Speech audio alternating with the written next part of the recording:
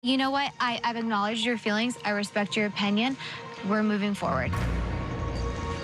I'm not, but it's because I'm not a fake bitch. Today, eliminated Bachelor contestant Courtney is here to break down last night's champagne gate. Real estate agent Daryn Kirmon reveals how he sells all those impossible listings. Sell, sell, sell. And Vanderpump Rules' Kristen Doute tells us all about the shocking new season. That is bull. Get over yourself. This is your reality check. Let's get started.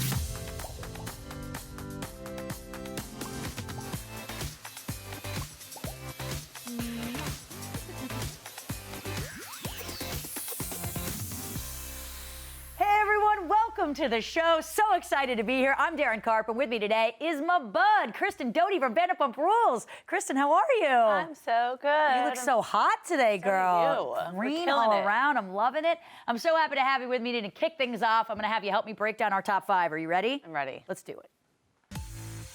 At number 5. JoJo Siwa is living out her wildest dreams, decorating her new California mansion. In a YouTube vlog, the 16-year-old Dance Moms alum gave her legion of fans a tour of her new home, which her family moved into just weeks ago. The living space comes with a piano greeter, candy counter, and an in-home 7-Eleven. The backyard also features a pool, a basketball court that is convertible to a volleyball play area. Is this what we have in Valley Village now that you've moved? Can I have a 7-Eleven in your house? I have cornhole. Okay, of cornhole. Okay, so you have 2 blocks of wood and just sandbags. Yeah, but I want to go over JoJo's. I mean, and this girl's 12 years old. Yeah, she bought her first house at 14. I'm pretty sure. Yeah, we are unaccomplished humans. It was on an episode of Keeping Up with the Kardashians. Yeah, we're losers. No big deal. We're losers. At number 4.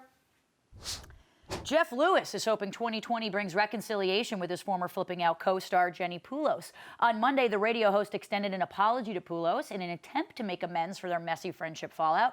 Jeff sent the olive branch via text, which reads in part, "I don't feel good about what happened between us, and I'm very sorry for my role in it." He went on to tell listeners he hopes she gets back to him, but doesn't expect anything from her and just wanted to clear his conscience and apologize. What do you think of apologizing over text? You've had your fair share of Vanderpump fights. Yeah, I just think it's such a cowardly move. I mean, you at least want to call. At least try to call her, especially after what happened between them. And do you think it's fair that he just wants to clear his conscience and doesn't really care about? Yeah, it was kind of like a backhanded apology. Right. He was like, I don't feel good about this going into 2020, so let me do this for me. Right. Maybe she was on an audition and she didn't see the text. Fair enough. Would you respond to an apology text? Or you'd be like, call me, bitch. I would make him sweat for a bit. Of course you would. Yeah. Wouldn't be a Kristen move without it. At number 3, Christy Brinkley has graced the covers of many magazines, but she started off 2020 by taking a trip down memory lane and looking back at some of her legendary editorial photo shoots, including her infamous Cosmopolitan front cover. She pointed out that there was no retouching back then, so she had insecurities about that shoot. She went on to say, "I'm so glad that today our industry appreciates all shapes and sizes so we can just focus on being healthy." I mean, Photoshop or not, Christy Brinkley can't get it, right? It's who cares? I didn't Photoshop. She hasn't changed. If anything, she's just getting hotter every day. Yeah, it's upset. It's the opposite of what women normally do. But I like that she's using her platform, but still, she's just too hot to be talking about that. I agree. At number 2. Pink and Carrie Hart have an up-and-coming artist and philanthropist on their hands. The couple's 8-year-old daughter, Willow Sage, once again designed an Indian motorcycle tank to be auctioned off in her father's second Tanks for Troops online fundraising event. Willow's tank is currently up for bid at a price of $1,850. Pink says her daughter understands the value of giving back as much as an 8-year-old can. All proceeds from the auction will benefit the Infinite Hero Foundation, whose mission is to combat the most difficult frontline issues facing military heroes and their families. I mean, it's for a good cause, but $1,850 for a tank? Hey, it's Pink's offspring. Yeah, I mean, okay, but if Pink was selling her eggs, I'd be like, okay, $1,850, a tank. Add a couple zeros. Yeah, I'm like, whew. All right, at number 1.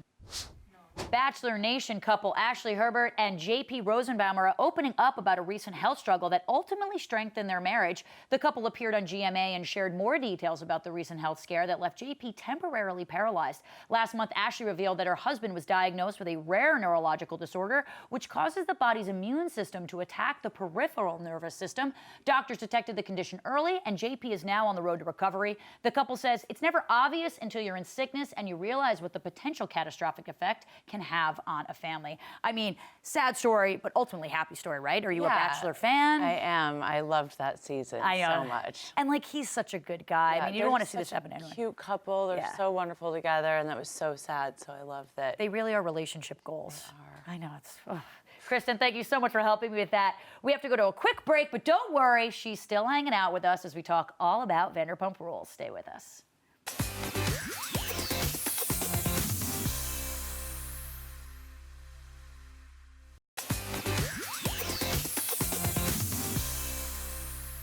This was years of friendship that I thought would last forever. These are the best days of our life. Being an obnoxious person right now. Katie, you're just a bitch to me all the time. You can't be real for 1 second, Kristen. Suddenly, everything kind of turned upside down. It's just so dramatic. I'm still hanging out with the one and only Kristen Doute from Vanderpump Rules.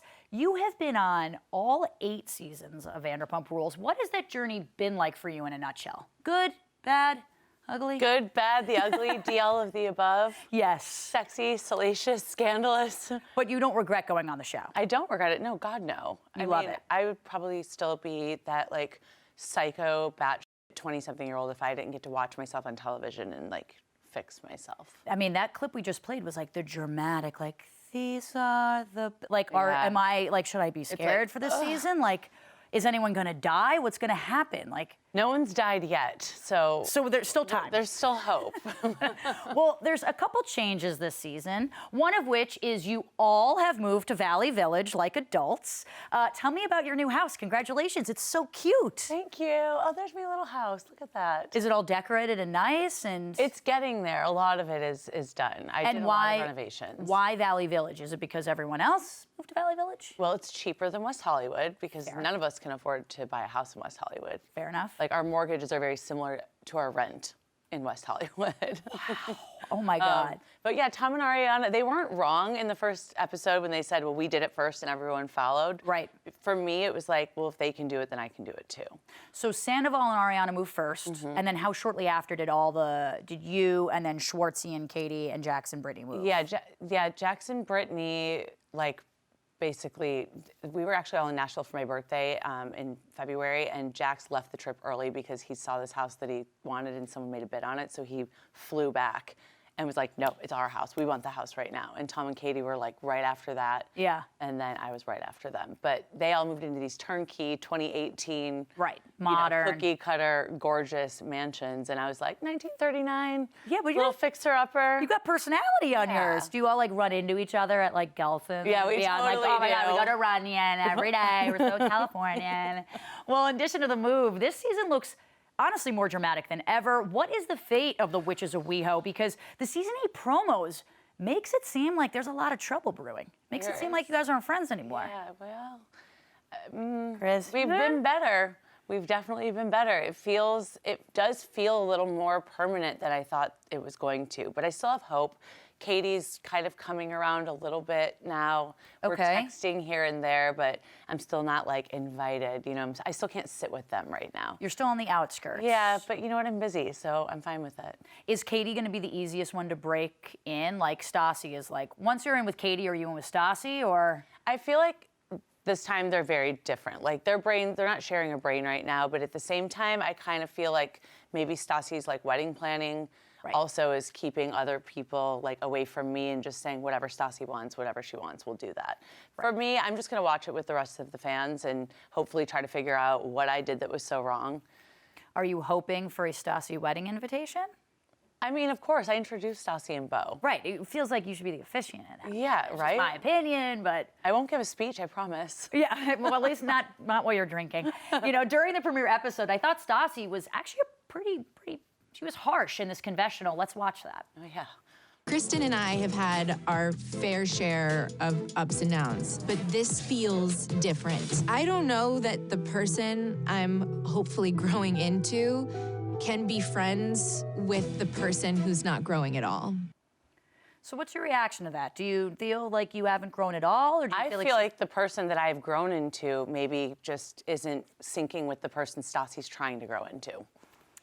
Wow, and so this, do you think she's right in saying that this time feels different for your friendship fights? It does feel different because nothing, as far as I know, nothing really happened other than what I've seen on TV so far is that Stassi's calling me a liar, and it has nothing to do with that. It's like my relationship's messy. You're not willing to ride that wave with me because you're in a perfect relationship now. Right. And that's just not how I roll. It's kind of what I said at last year's reunion. Like, that kind of love doesn't work for me. Do you think the contention between you and Stassi, like, what do you think is the heart of it? Do you think it's you and Carter? Or do you think it's... I feel like my POV, not really knowing because she hasn't really given me a solid reason or an answer, is that she suddenly was in this great relationship. She's, you know, getting ready to get engaged. Like, you know, she knew this was all coming, and because I wasn't on this pregnancy-packed bandwagon with my new husband, that all of a sudden I'm on the outs. That's how it felt. Like, if I would have been in a perfect relationship at that time too, I don't think we would have fallen apart. Yeah, it's like, get in, losers. We're going to the mall, but you don't want to get in the car. And go to the mall at that I'm going to walk to Taco Bell instead. Oh, that's my girl. Another big change is Jax. The Jax is getting married this season, and you were a bridesmaid. How was that? Because that wedding looked so fun, and I love Brittany so much. Wedding was amazing. Brittany was amazing. She's gorgeous. You all look so pretty. There's Sheppy there. Oh, Shep. He was the most drunk one at the wedding. He's the Jax of Charleston. He really is. Yeah. And now Jax is turning back into Jason Couchy. Oh, so he's like maturing, and Shep is just, getting immature. How was Shep at the wedding? Did he hook up with anybody? I think he was too drunk to even try, to be honest. He was a blast, but I mean, he was wasted the entire time. Was the wedding as beautiful as it looked on Instagram? It's so much more beautiful. And like, when you drive up to that castle yeah. in Kentucky, like, you actually feel like you're in Europe. I will say Brittany, and maybe it's because she sort of came to the friendship later, feels in between you guys. Are you guys still close? Like, she's not on the Stassi, Katie, hating Kristen train. Not at all. Brittany is very much kind of stuck in the middle, which really sucks, but I spend most of my time at Jax and Brittany's house, very close with both of them, still my two best friends. And it does suck for Brittany because she's constantly like, oh, well, I'm going to have people over. Like, Christmas time was just hell on earth. Like, Christmas parties, well, like, can Kristen come if they're there? Or, like, who should come? And my opinion is, like, I'm always going to be around. And if they don't want to be around me, that's not their problem, not mine. Like middle school, like lunchroom seating all over again. And where does Ariana stand in it? Because she's had troubles with Stassi in the past, and they've had problems. What I'm witnessing, like, a lot of the girls were in Park City right now, and Ariana and Sheena weren't invited, and I'm hearing that they're also not invited to Stassi's wedding, and they weren't invited to her engagement party, so I wasn't the only one. Is there a world in which Tom Sandoval would be invited and Ariana wouldn't be invited? No, I don't think so. It's either you get them both, or you get none, because that'd be so rude to do. If anything, I think they would invite Ariana over Tom. You know what I mean? So much to unpack. Let's take it back to last week's premiere, because everyone seems to have a problem with how you and Carter are handling your breakup. If it's a breakup, let's watch this. We are broken up. It's just not the way that it works for you. In your mind, of the way a breakup works. Is it working for you? I'm figuring it out. Stassi can look at a dude and say, you know what, we're done. She might be sad, but she moves the on. I literally cannot imagine just saying, oh, I'll never talk to Carter again. I will say it seemed very insightful of you to say, like, we are broken up. It's just not your definition of a breakup. And it seems like Stassi and Katie, for that matter, just can't support you in what you need. Do you think it's because they're engaged and married and, you know, have kind of moved on from this up and down in a relationship? Yeah, I feel like because they've overcome all these, like, giant humps, and Katie and Tom have been through the ringer, but now they're happily married, and Stassi's now finally with someone that she's happy with. They're forgetting that we've all been through that together on both of their ends too. What about Jax and Stassi? What about Patrick? What about the Tom and Katie fights for years? So it's like, yeah, I'm sorry that mine came at a later time, but I was doing the best that I could. And also, while, you know, Carter and I are breaking up and I'm leaving my apartment and buying a house for the first time on my own, it was a lot of, like, brand new life changes that would have been really helpful to have my two best friends by my side. Has anyone supported you in Carter's relationship? Like the breakup and all of its messiness. Just being together, breaking up, getting back together. Like, who's been your biggest fan? Everyone always really supported us together when we were happy and we were doing well, but over the summer, you know, we broke up last February and then we were kind of really messy before we moved out. Right. We were even messier over the summer because going through, you know, losing the 2 girls and kind of just having a really rough summer, it really pushed me closer to him because while everyone's ripping him apart and dragging him, then I'm just going to be more protective. So it kind of almost like prolonged the final breakup. Yeah. You know? It's one of those things where it's like, yeah, it might be a bad relationship, but you don't get the right to talk about it. I can call it bad, Yeah, but you can't call it exactly. bad. Well, and then things came to a head at Katie and Tom's house chilling party after Lala confronted Carter. Let's look at that.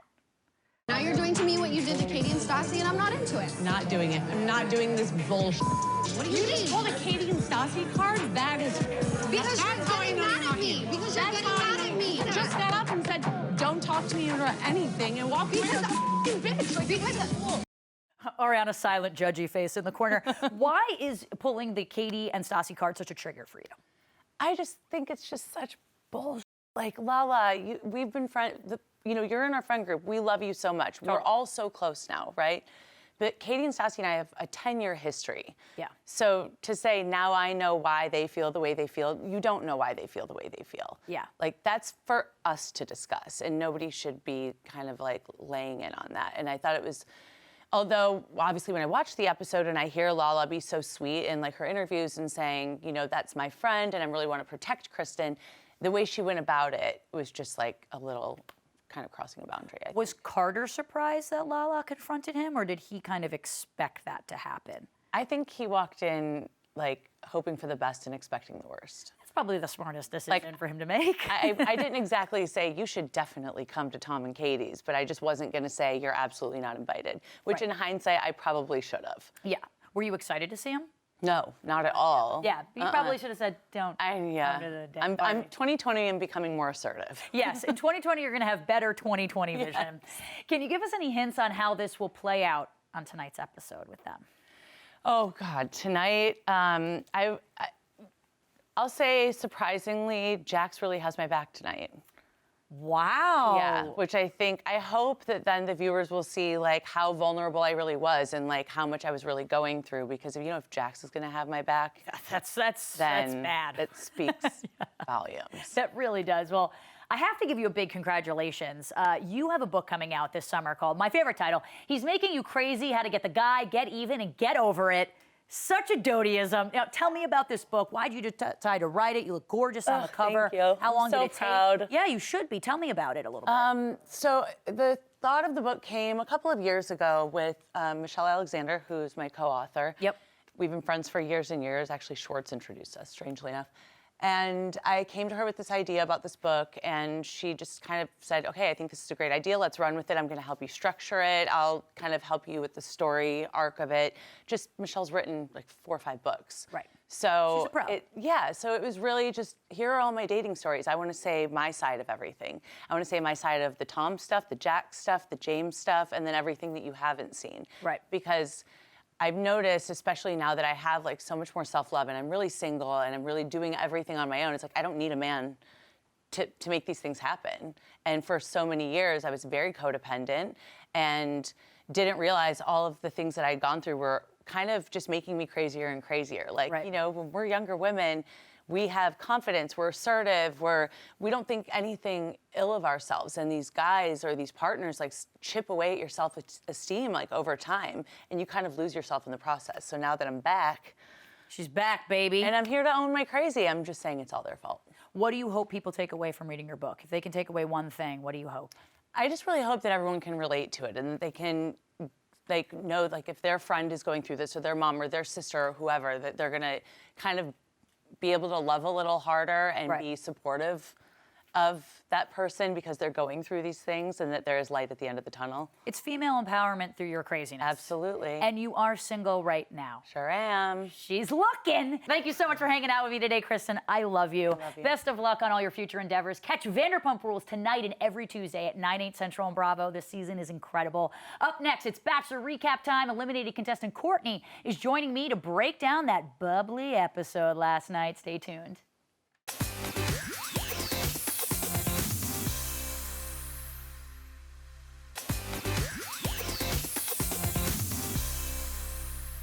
You said that your parents have been married for 30 years. Yeah. And so have mine. Oh, yeah? So that's like the love that I'm like looking for. Oh, that's what I'm looking for. Yeah, that's what why we're here for. Yeah. Your eyes are insane. Thank you. Oh, my God. Thank you. Peter, What's that? we need to talk.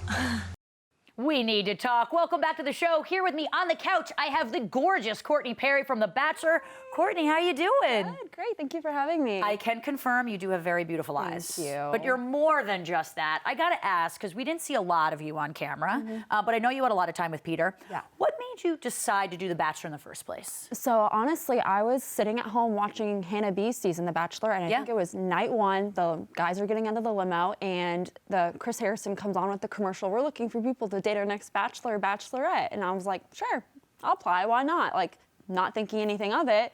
And then here I am. Wow. And you had no idea Peter was going to be The Bachelor? I didn't know Peter was going to be The Bachelor until I was already casted for the show. Like, I'm literally sitting in LA. Right. Like, they're like, oh, okay, this is who's The Bachelor's going to be. I'm like, oh my God, great. I literally was crying in my room when they So you were happy it was Peter? I was really happy it was Peter. I mean, I would have been happy with anybody, but I was hoping that it was going to be Peter. Yeah, he's a cutie. Yeah, he is. Have you dated anyone from Batch Nation before this? Because we had Marissa on last week, and we found out she dated Big Mike, which was a huge revelation. Have you dated anyone that was on the show? I have never dated anybody, but I am friends with Robbie Hayes and Josh Murray. Did they give you any good advice before coming on the show? They both had contentious seasons and times. Really good seasons. So Josh Murray actually told me, he was just like, just be yourself. Yeah. Have fun. Just go with it. And that's good advice. And that's what I did. Well, let's get into it, because unfortunately you didn't receive a rose, but you know who did? Crazy Kelsey. Let's take a look at some of her best moments from last night. You're making excuses for your decisions, and I'm really pissed. You make your bed and you have to lay in it too. That was supposed to be my moment. I'm not a classy bitch all the time, so. I don't tolerate snakes. I don't like them. They're my least favorite animal. I'm real, you're calculated. I felt bullied. You nailed it. I mean, okay, the champagne thing was funny in and of itself, and I know that she felt bad because she had this whole year, she was waiting a year for the champagne.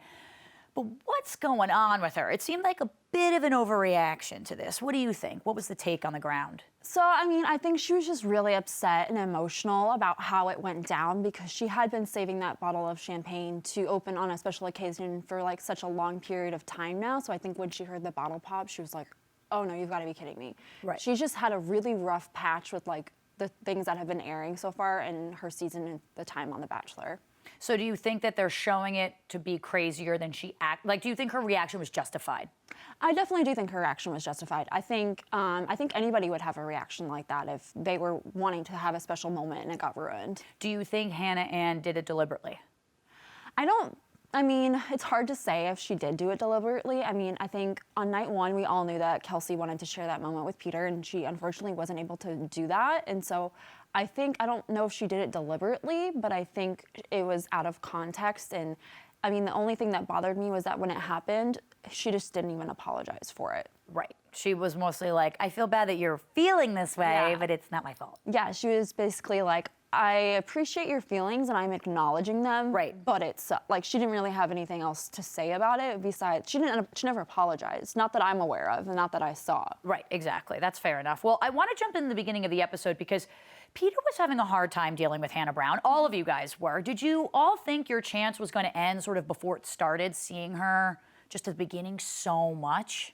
I mean, I wasn't aware of the extent of how he was feeling for her until I was able to watch the second group date, because I wasn't there on that group date, so I can't really speak for like the woman on that group date. But I mean, I know once I heard when they came back from the group date that they were just like, I don't want to talk about how it went. Like the women were really, really upset about having Hannah on the group date, and they should be. They're right. You know, she keeps showing up on all these dates and everything, and it's clear that he hasn't moved on from her. Do you think, watching the episode back and sort of seeing all the behind the scenes now, do you think that Peter handled it well, as best as he could, knowing he might still have feelings for Hannah while also being respectful to you all? Yeah, I mean, I think he handled it as well as he could handle it. I mean, it's just unfortunate that he still had all of these feelings for her, and he like entered The Bachelor like knowing that. Right. So maybe he didn't know that he had all those feelings until he saw Hannah again in that context, and then he was asking her to come back into the house as well. Right. Well, it seems like Windmill Boy gets it on with the ladies later on this season. It looks like that stirs up some drama, so let's watch this. If he sleeps with anybody else, it's going to be hard for me to continue to move forward. What are you going to do to get you alone in the backseat of a car? Sex is very important for a relationship. I don't know why there's a taboo, because it's part of a relationship. When you made that decision, it was literally like a slap in my face.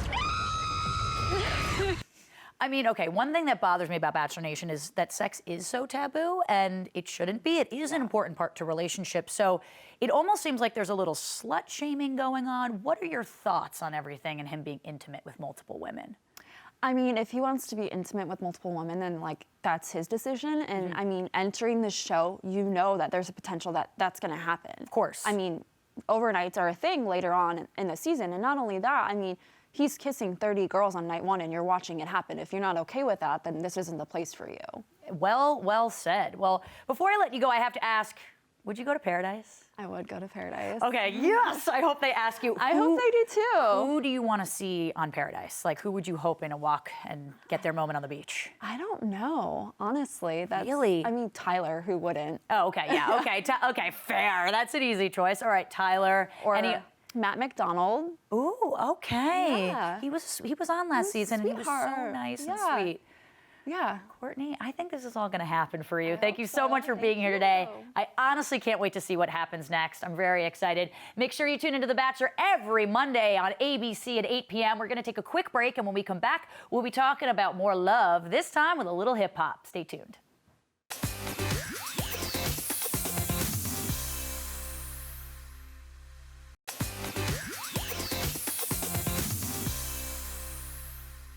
Date what?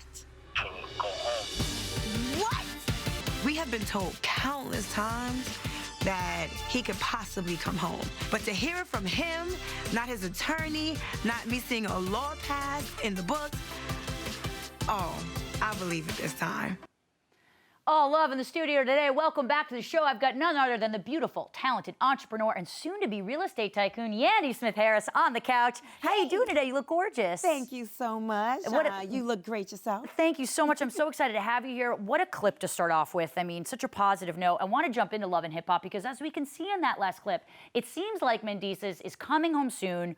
What's the update here? Oh, my goodness. Mendices will be home sooner than I can blink my eye. Really? Yeah. Do we know the date? Well, we know the time frame. Okay, that's good. That's an improvement. And it would, okay, you know what? I'll tell you guys this. My birthday is March 19th. Okay. He will be home before my birthday. Gift to me. What a good birthday gift. And you currently a foster mother to Infinity, and that was looking like it would cause some problems. Have things worked themselves out? They have. You know, when Mendices comes home, he's not going to be able to come straight home. But even if he was, he has to go to a halfway house for a little while. But even if he were coming straight home, that's my baby. Oh, they had to put up that. Yeah, they did, because that's I told skills. you at the end of this, you and I are going to have a dance battle. I told you that, right? Yeah, no, I can't live up to this. I'm already losing. I don't got rhythm like that. That's so, look at this. That's my big girl. So she'll be going off to college, leaving me in August. But yes, there was no discrepancy. I did a bunch of research, spoke to the attorney. So yeah, with Mendices and her, it's fine. How rewarding is it to be a foster mom? Oh my gosh, you know, I had no idea what to expect from this. I was so nervous because I've never been a mommy to a teenager. Yeah. And you hear all these things about raising a teen and how they're crazy. But I can honestly say, I think I've learned so much about myself. I've learned so much about mothering, and I've learned to just be grateful from Infinity. And I mean, I'm sure I told her a few things the best I can, but it has truly changed my life. It has changed my baby's lives. She's like the missing link to our little family. Has Infinity and Mendices formed a relationship? Oh yeah, when we go visit, she comes to visit. So she's been in my house over a year now, so they've had a relationship for over a year now. Is she excited for It's so weird because the last time we went on a visit, she's like, do you mind if I call you Dad? And he was like, no, I don't mind. But it was just so funny and awkward because she's like, just out the blue, she's like, do you mind if I call you Dad? That's a big step. Was he hoping for that? I mean, you know, Mendices cool. He always plays super cool with everything. So he's just kind of like, he treats her like she is one of the kids. Like, the minute she came to the, he's like, listen, you're gonna be in the house. These are the rules you're gonna have to follow. You have to make sure you're a big brother, a big sister to Amir and a big sister to Skylar. He went straight into daddy mode anyway. Wow. And then they feel like they have this like connection, like this street thing that I'm like, they think I'm naive when it comes to like certain things. Oh, so they gang up on you. Oh yeah, it's a total gang up. They have this thing where they roast me and they're good at it, I'm not good at it. So yeah, it's a total gang up on Yandy all the time. Of course it is. You can take it though. How are your kids, Skylar and Omir? Oh my gosh, they're so big. Literally, I had them both during this show. So Look at that photo. I know. Delicious they are and like gold. grown people to me. Amir tells me what to do. Of course. He tells me when my skirts are too short. Okay. Yes, and Skylar, she's the boss. Skylar, she tells me what she wants to eat for dinner, what she will not eat. When we go out to eat, she tells me what I need to eat, what I need to order for the family. Like, she's that kind of mini boss. And I'm like, where'd you get that from? So you're just the employee to the family, Absolutely. clearly. You work for them. Absolutely. As it should be. Yeah. As it should be. They got standards, you know, Yandy. They got standards. Okay. I'm like, where did you learn? Who taught you all of that? They're like, you did, Mom. Yeah, right, exactly. Now, Love and Hip Hop has brought back some of the OGs this season, including Chrissy, who for some reason Kimbella has latched onto as her new friend. For some and that has your friendship on the brinks. Let's take a look at that. Yeah. Seeming very best I'm sure you feel that way because me and you are not friends, so I get it. Yes, we have gotten the kids together, but we not friends. I'm confused. For her to sit across from me and say, I am not a friend, but the woman that mollywopped across your face is a friend and you defending her? Something is terribly wrong with this. Something's up here. Now, first, when did things go south with you and Kim? I mean, you were in her wedding just last year, right? I think my timeline's right. Yeah. So what happened? Maybe your guess is as good as mine. Like, but I mean, like, I'm watching. I'm thinking, like, oh, maybe, like, they didn't put it in. Do you have any hint as to why the tension here? No. None. So, leaving last season, I was very upset to hear some of the things she said about me becoming a foster mother to infinity. I could not believe that she was stooped to that level of, it's beyond pettiness. I can't even call it pettiness. It's like, you're a mother, and you're a mother of a teen, so you know what these emotions are like with teenagers. And then, at this time, you hadn't even met Infinity yet, so for you to speak, or you've never even seen us interact. So for her to speak on that relationship and say those things, it was super hurtful. And I actually saw that after I was in her wedding. And I couldn't believe that you had me walking your wedding when you would sit and say, I would take a child in for clout. I could not believe that would come out of her mouth. I think some people say things for headlines, some people do things for headlines or to make a great show, but those are the things that are off limits. Like, you don't talk about anyone's child, you don't talk about anyone's deceased parents. Especially becoming a foster parent, I mean, that's a big thing. I mean, and who would do that for an Instagram look? Like, you could do a lot easier things for an Instagram look. I mean, I can do what she does. I could put on a thong bathing suit and turn around and clap my ass. I've decided not to do that. That we're waiting to the end of the show, Yandy. We are doing that at the end of the show. We are doing that, okay? But it's just like, there's just certain things that should be off limits. There's certain things that you should not mention ever, and I've prided myself on being a stand-up person and a stand-up friend. So I was completely taken aback to hear those things, and that's why that year in the reunion show, I just let her have it, because I'm like, we had intimate conversations. When you asked me to be in your wedding, I would have thought you would have said, hey, listen, this is what I did. Let me get ahead of this and tell you before you see it.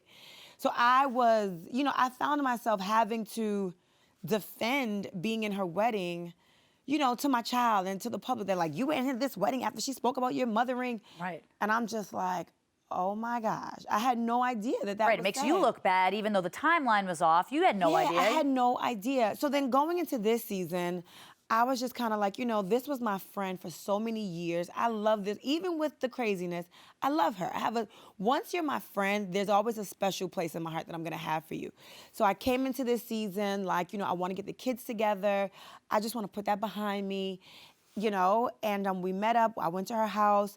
My son spent the night with her. Her daughter spent the night with me. So I felt like, great. We were texting each other. We were calling each other. And then we sat down, and one of our mutual friends brings up this whole foreclosure thing with Christy, and I'm like, oh my gosh. It's getting messy. Yeah, so I'm like, let me see, let me read about it. I don't even know what that's about. So I literally took it out to see what it was about, read the first sentence. Oh no, Yandy, oh no. This is crazy, what do you do? I'm like, I'm reading the article. And she's like, oh no, you get. And I'm like, girl, what's the problem? We're in a confined space with our friends. One of our other friends brought it up, and I'm trying to see what this is about.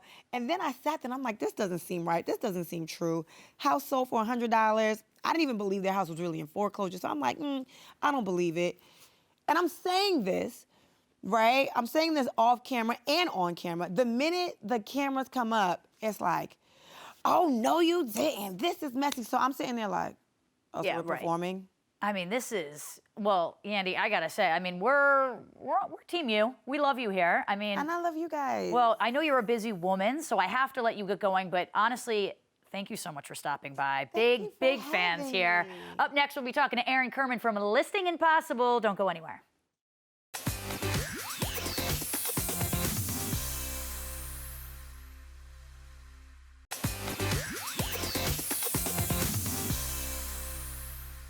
I'm Kirmon, and I've sold $5.5 billion of luxury real estate. I have over 60 agents on my team, and every one of them is an entrepreneur. No one can sell this property like we do. So they've got to sell, sell, sell.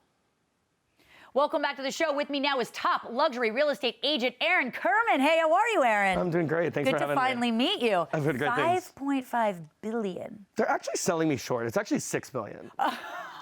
So a lot of gray hair for that extra 500. They sell me short on the billion all the time. I relate. So you're the star of a new show premiering Wednesday called Listing Impossible, where you and your agency get to pretty much show off your knack for selling multi-million-dollar homes that have been languishing on the market. That's correct, right? So first, how did you get into this niche in the first place?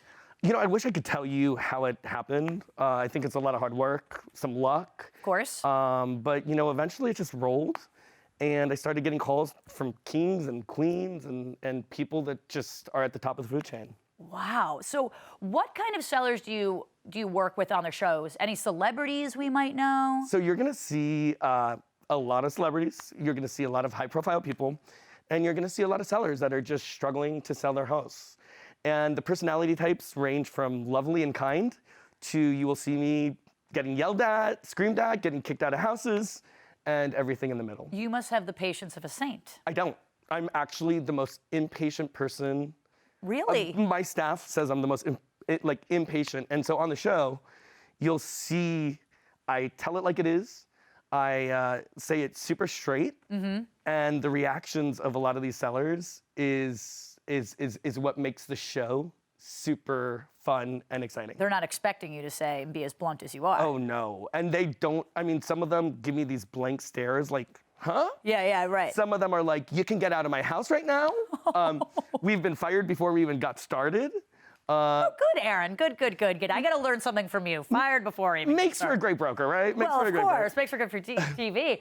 I want to play this clip from your new show. Take a look at this. A home is what people are really emotionally attached to. So when it doesn't sell, they're stressed, upset, disappointed. Good to meet you. Good to meet you too, Renetta Kea. I do my best to try to teach them that while this is emotional and I get it, look at this like a business. I mean, I think it's important to separate personal and professional, but tell me a little bit about this philosophy and, you know, how it's implemented in your life and your clients. So I realized that the more straightforward I was, the more direct I was, the better I did. And so that's really the secret behind my success. Right. And so I go into, whether it's on the show or not, I'm the same person, and I go into people's houses and I say it like it is. And sometimes it's hard to do that, and every situation is different, and we have to be empathetic, but I notice people really appreciate the truth. Yeah. And so for like example, the segment you just saw, she had her house on the market for 3 years at $14 million, and it never sold. It's overpriced. Overpriced. And I went in and I said, look, your house is worth $9 million. And on top of it being only $9 million, you have horrible taste. You said that to I did. her. I said, you have bad design. Oh my God. And you have a rough floor plan. And if we don't fix these things, you will be on the market for another 3 years. And she was one that actually listened. She didn't slap you. She gave me some dirty looks. Okay, fair enough. And but she listened, and what came of that was a sale. Exactly the number I thought would sell. It did. And this house, and this is what people don't understand. When houses don't sell, it's not just about a house not selling. There's implications. There's people's bank accounts are going, low. Stress. It could cause a lot of different factors. And this was her way of moving on. And so it was when that house finally sold, she got to walk away. And that's what it's all about. You're a little bit like a therapist almost for these people. Oh, I'm a therapist. Yeah. I act as a lawyer. I act as a doctor. Real estate agent. I act as a designer. Right. We really have to do it all. And that's just the business today. Key to your success, though, it seems like your staff is really A+. In 5 years, your former intern moved up to co-listing with you, which is incredible. Tell us about your workplace culture and how it will play out on Listing Impossible. So I have the best team ever. I have 65 agents under me. I have an amazing staff. One of my biggest and best agents was an intern. And by the way, the worst intern of all times. I wanted to fire her, except I wasn't paying her. But what I realized about people is when the stakes are high and when it's their own business, people really strive for success. And so what you'll see on the show is I mentor and educate my team to hopefully do better than I've done. And so, I would love to see every one of those 65 sell hundreds of millions of dollars every year.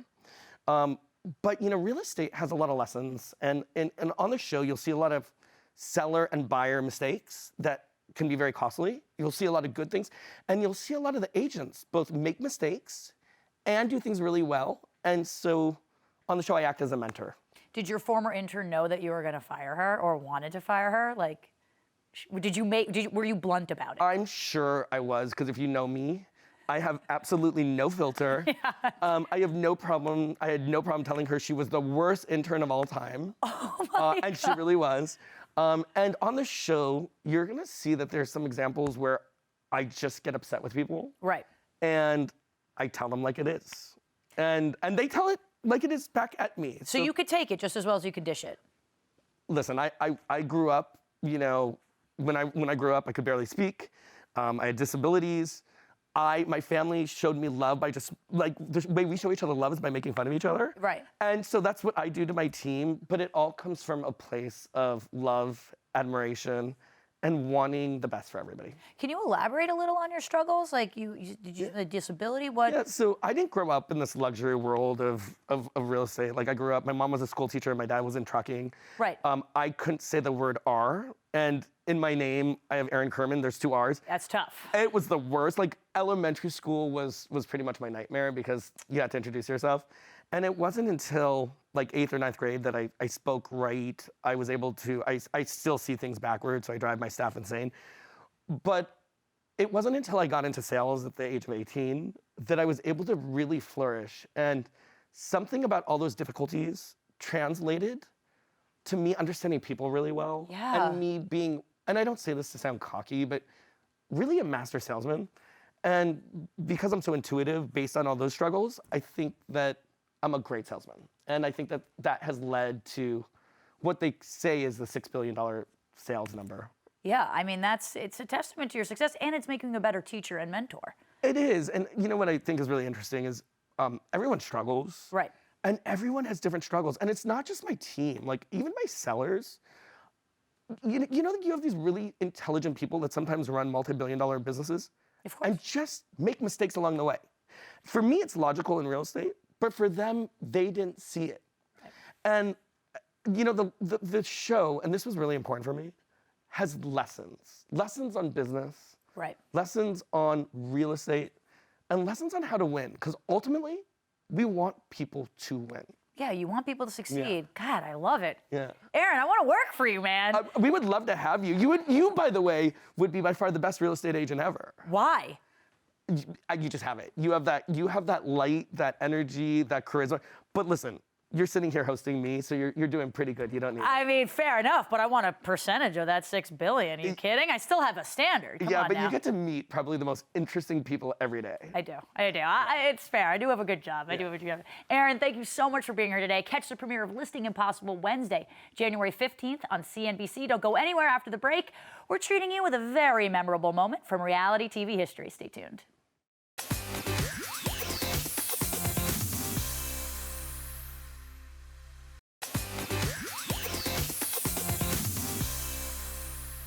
This has been such a great show. Big thanks to Kristen, Courtney, Yandy, and Aaron for being such wonderful guests. Reality Check streams Monday through Thursday on Twitter at 4:30 p.m. Eastern. Make sure you're following @People so you don't miss a thing. To wrap out this Tuesday show, here's a throwback moment in reality TV history. I'm Daryn Carp, and that was your Reality Check. Oh, nah, I ain't even mad at you, you know what I'm saying? I'm like ferocious. Like, I'm some type of man. It's not even a word yet. That's the type of mad I am. In this 2015 episode of Love and Hip Hop New York, Cardi B clashes with DJ Self over another woman. And who is this girl? I'd be damned if you ever bring her to one of our bookings. Listen, all that is No, it's whack. not all of that. You know? Then she drops her now iconic line. A girl have beef with me, she gonna have beef with me forever. Cardi B's Forever delivery is one of the greatest moments in reality history, while also inspiring her hit single and Grammy-winning video the following year. If a beef with me, we gon'